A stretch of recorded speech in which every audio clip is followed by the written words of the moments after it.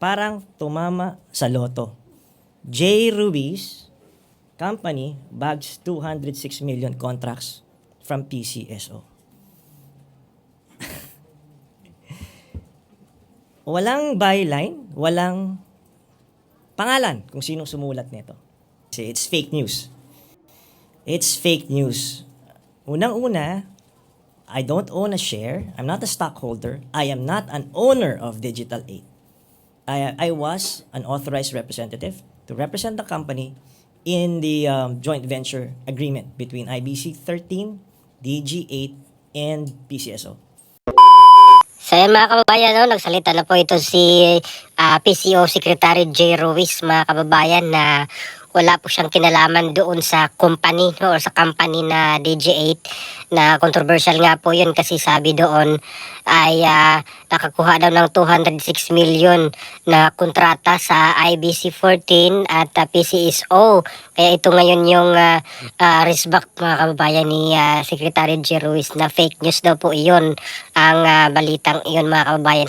Hindi daw niya pagmamayari yung company na DG8, mga kababayan. So panoorin natin itong press con ni Secretary J. Ruiz, mga kababayan. Secretary, good morning.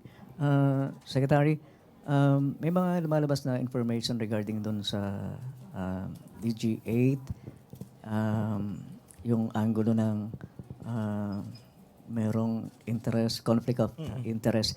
Would you like to clarify those things na lumabas? And nakuha ba yung side ninyo doon sa story na yun? Okay, let me clarify that story. Actually, I did not want to dignify the story, no, kasi it's fake news. It's fake news. Unang-una, I don't own a share. I'm not a stockholder. I am not an owner of Digital 8. I was an authorized representative to represent the company in the joint venture agreement between IBC 13, DG8, and PCSO. I never owned that company. So, parang ginawa lang nila as representative dahil may konting pangalan naman tayo, ginawa akong parang spokesperson ng kumpanya, head ng sales and marketing noong October 2024. And in January 17, dahil nga may mga iba naman na akong inaayos na negosyo, ako po'y nag-resign sa kumpanya. I never owned a single share of Digital 8. So maliwanag po yan. Ang ikinalulungkot ko lang dito po ay, alam mo, napakabigat po ng akusasyon. Ito nga yun nandito siya. Sabing ganun dito, parang tumama sa loto. J. Ruiz Company bags 206 million contracts from PCSO. Walang byline, walang pangalan kung sinong sumulat nito. 'Di ba? Online site, walang pangalan. Iba pa, may mga nag-carry pa ng iba.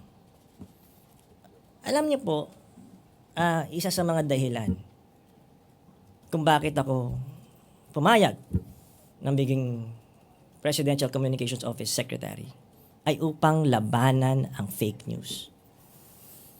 It was actually my topic during the flag raising ceremony that was held yesterday.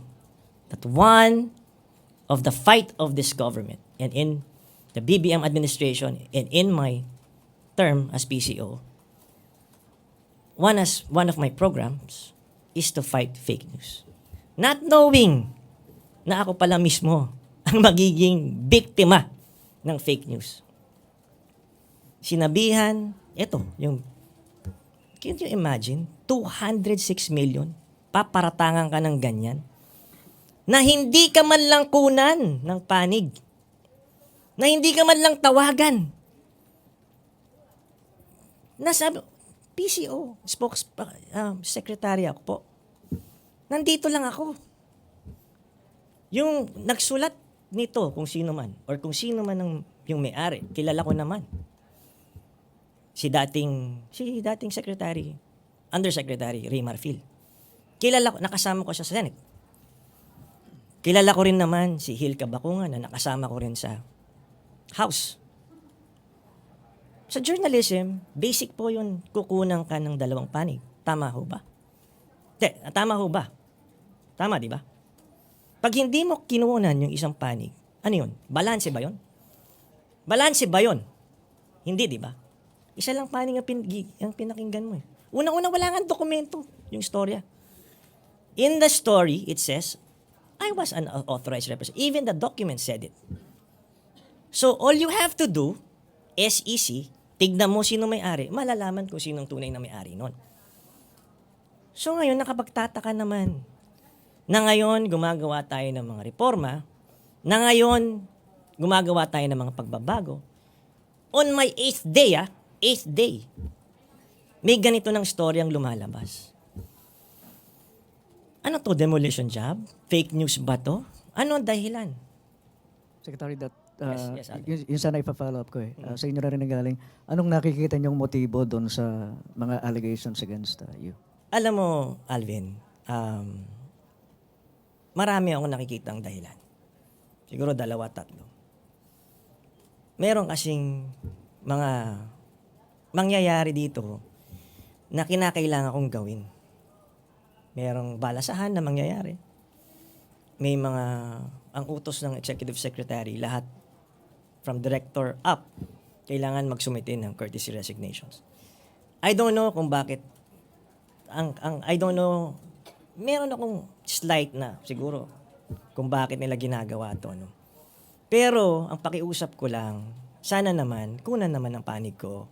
Sana naman, the greater the accusation, the greater the fact-checking. And make sure that you ask the person that's being accused. Isipin mo to, partner. Masakit nakakilala ko pa sa mga kakilala ko pa galing. Akala ko yung mga kaibigan ko. Pero, yung greater impact nito and consequence, ako okay lang, batuhan niyo ako ng putik kasama sa trabaho yan. Pero ang hindi ko inakalang mangyayari, na doon ako medyo tinamaan. Yung mami ko, 78 years old, may heart disease. Na high blood ka kahapon. Sabi ko, anak, ano to? Ma, hindi po totoo yan. But remember, a lie told 1,000 times drowns out the truth. So, unang-una, ayoko sanang i-dignify kasi nga fake news eh. It will give them a sense of credibility by answering these fake news. Tek, baka isang pahabol Sige, lang. partner. Oh. You vehemently deny ownership sa Digital 8. So who owns Digital 8 for the record? For the record, it's owned, well, I don't know if he wants to be dragged in this issue, no? But you can check naman kung sino ang, sa SEC, kung sino ang may-ari ng Digital 8. Is it someone, a former police officer na involved sa isang serious crime? Again, check na lang po kung sino po yung may-ari ng One final point, lahat ho ba ito na i-declare nyo sa Pangulo? And moving forward, do you intend to perhaps to preempt further attacks on your reputation and your credibility? Perhaps divest in all your other business interests para hindi na ho maulit ito? Unang-una, wala nga akong i-divest, di ba, doon sa Digital 8 dahil hindi nga akin yan eh. The other business The others, you it's own. ongoing. Yun nga yung hindi naging klaro, di ba? I'm going to divest in my other company na may possible lang, pero wala naman din conflict of interest. Kasi, unang-una, restaurant, di ba? Yung isa, leasing company. So, I don't see any. The art gallery. The art gallery also it's a promotion of Filipino art and culture. Di ba? So ayun po mga kababayan, no, ang mga pahayag ni Secretary J. Ruiz, mga kababayan, doon sa issue na nag-trending nga po. Yun ang kontrata na yun daw na hindi naman daw niya company, mga kababayan. At tinanong ni Ivan na Mayrina kung sino yung may-ari ng DJ8 pero ayaw niyang i-disclose, mga kababayan. No? Sabi ni Ivan, baka yung controversial doon na police na may something, na may kaso. Pero hindi sinagot ni Secretary, mga kababayan. I-check na lang daw sa SEC, mga kababayan, kung sino yung may-ari. At sabi pa nga niya na yung gumawa daw noon ay kakilala niya pa mismo, mga kababayan. Kaya may mga gagawin silang balasahan doon sa PCO, mga kababayan. So ano bang opinion nyo, mga kababayan? Please comment down below. Maraming salamat. God bless po sa ating lahat.